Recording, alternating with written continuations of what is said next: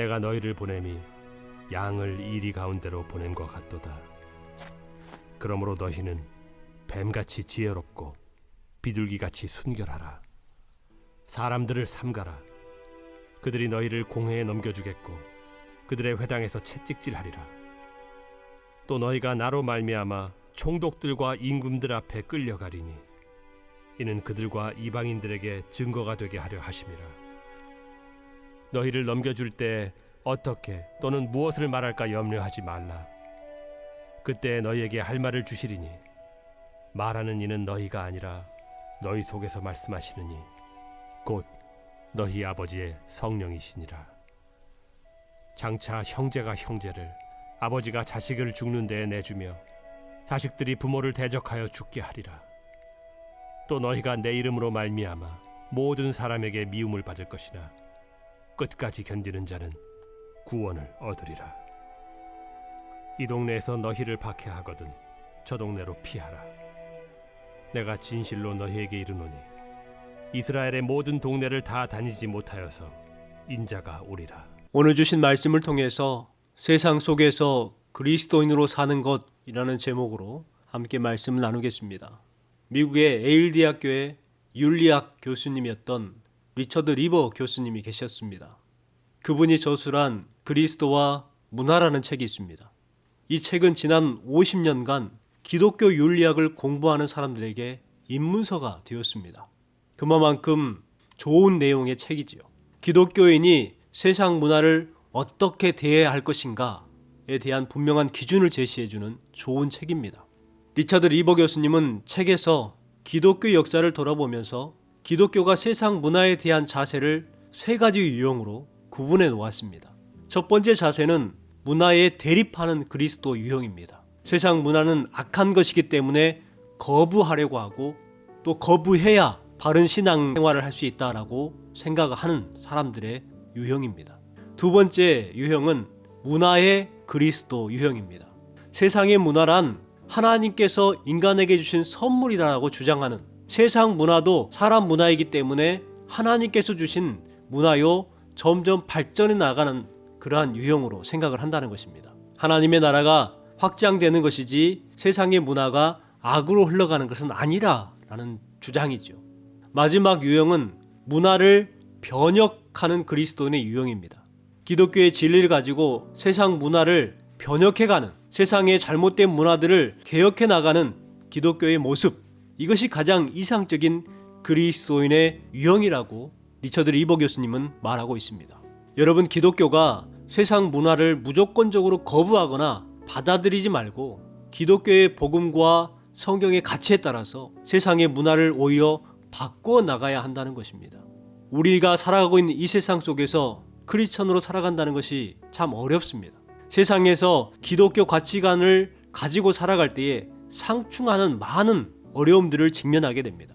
성경은 낮은 마음으로 다른 사람을 섬기는 사람이 하나님의 나라에서 크게 된다 말씀하시지만 세상은 그 반대로 이야기합니다. 편법을 써서라도 다른 사람을 억눌러야 한다고 말하고 있고 자신의 이득을 챙겨야 한다. 그래야 잘 살 수 있다라고 가르칩니다. 성경은 재물과 하나님을 동시에 섬길 수 없다 말하지만 세상은 하나님이 아닌 재물을 선택하라고 우리에게 강요하고 있습니다. 이러한 현실 속에서 우리는 세상의 문화를 그저 거부하고만 살 수 있는 것은 아닙니다.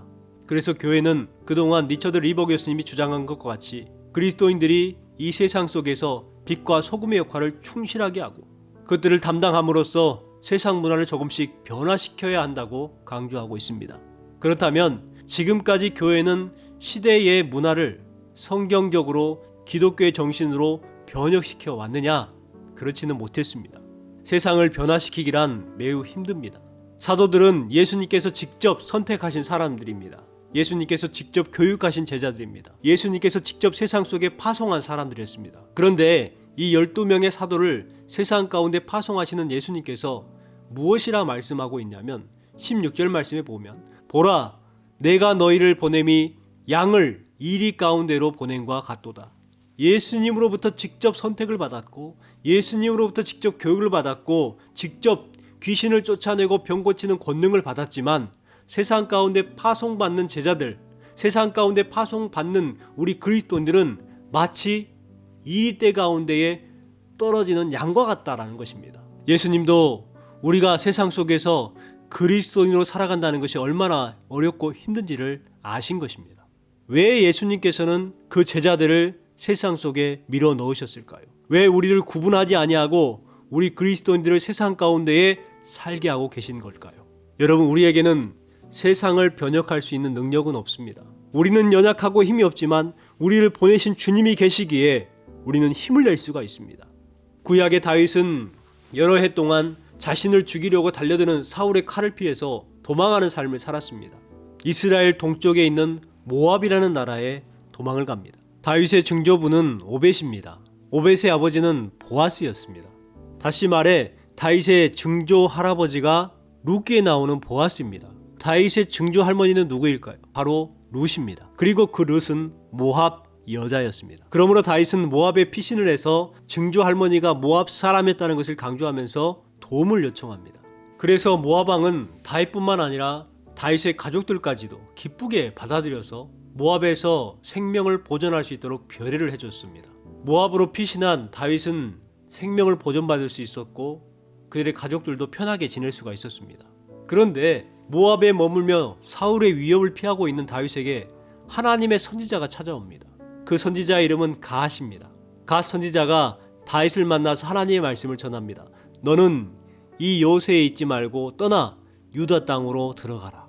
여러분, 하나님의 이 말씀은 다윗에게 천천병력과 같은 명령이었습니다. 다윗에게 있어서 모압 땅은 요새와도 같습니다. 그런데 그 요새를 떠나 어디로 가라고 말씀합니까? 유대 땅으로 들어가라. 유대 땅은 사울이 다스리는 지역입니다. 다윗은 절대 유다 땅으로 들어가고 싶지 않았을 겁니다. 그러나 하나님은 다윗을 요새가 아닌 유대 땅으로 내모십니다. 오늘 본문인 마태복음의 표현을 사용한다면 양과 같은 다윗을 안전한 요새에서 끄집어내셔서 이리떼 한가운데인 유다 땅으로 보내시는 것입니다.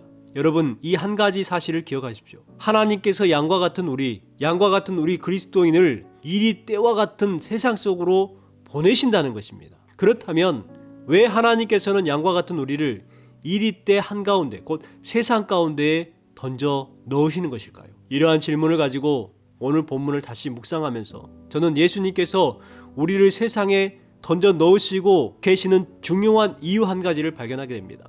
18절 말씀입니다. 너희가 나로 말미암아 총독들과 임금들 앞에 끌려가리니 이는 그들과 이방인들에게 증거가 되게 하려 하심이라. 세상 속에서 크리스천으로 살다 보면 억울하게 재판을 받을 때가 있어요. 억울하게 손해보는 경우도 있어요. 당연하지요. 이리떼 가운데 던져진 양들이 어떻게 편할 수 있겠습니까? 그 가운데서도 하나님께서는 하나님의 역사를 세상 가운데에 보이신다는 것입니다. 다윗이 만일 모압 땅 그 요새에 거했다면 다윗은 사울이라는 큰 위험으로부터 자유롭게 살아갈 수 있겠지만 그 자리에서 하나님의 역사도 경험을 못했을 겁니다. 이스라엘의 왕이 되지도 못했을 겁니다. 그래서 하나님은 다윗을 모압이 아니라 유대 땅으로 옮기십니다. 유대 땅에서 다윗은 연약하기 짝이 없는 이리떼 속에 던져진 어린 양 한 마리와 같은 모습이었습니다. 모압이 다윗을 지켜주는 것이 아닙니다. 잠깐 동안 모압이 다윗을 지켜주는 것 같습니다. 모압에 있었다면 다윗은 아무것도 아니게 되었습니다. 그 유다 땅에서 다윗은 왕으로서 하나님의 귀한 사명을 감당하게 됩니다. 여러분, 이 사실을 기억하고 그리스도인으로 삶을 살아갈 때에 힘들고 어려운 삶을 살아갑니다. 분명한 것은 하나님의 역사는 그 현장 속에서 일어난다는 것입니다. 여러분은 세상 가운데 보내주신 다윗들입니다. 하나님의 손길은 지금도 우리와 함께 하시는 줄 믿으시기를 주님의 이름으로 축복합니다. 예수님께서 12명의 사도를 세상 가운데 파송하셨습니다. 그러면서 이렇게 말씀합니다. 16절 하반절입니다. 그러므로 너희는 뱀과 같이 지혜롭고 비둘기같이 순결하라. 세상 속에서 살아가는 우리 그리스도인들에게는 두 가지 덕목이 요구됩니다. 지혜와 순결입니다. 그런데 지혜든 순결이든 내 안에서 짜내는 것이 아닙니다. 하나님께로부터 받는 선물입니다. 19절 말씀입니다. 너희를 넘겨줄 때에 어떻게 또는 무엇을 말할까 염려하지 말라. 그때에 너희에게 할 말을 주리니 말하는 이는 너희가 아니라 너희 속에서 말씀하시는 이 곧 너희 아버지의 성령이시라. 고민하지 말라는 거예요. 무엇을 말할까 염려하지 말라고 말씀하고 있습니다. 우리의 마음 가운데 있는 아버지의 성령이 주신다고 말씀합니다. 우리를 세상으로 보내시는 분이 하나님이라는 사실을 기억하시기 바랍니다. 우리에게 필요한 지혜를 주시고 순결을 지키게 하시고 인내할 수 있는 능력과 담대함을 허락해 주실 줄 믿습니다. 오늘 하루가 세상 속에 나아가 주님의 능력 아래 삶을 살아가시기를 주님의 이름으로 축원합니다.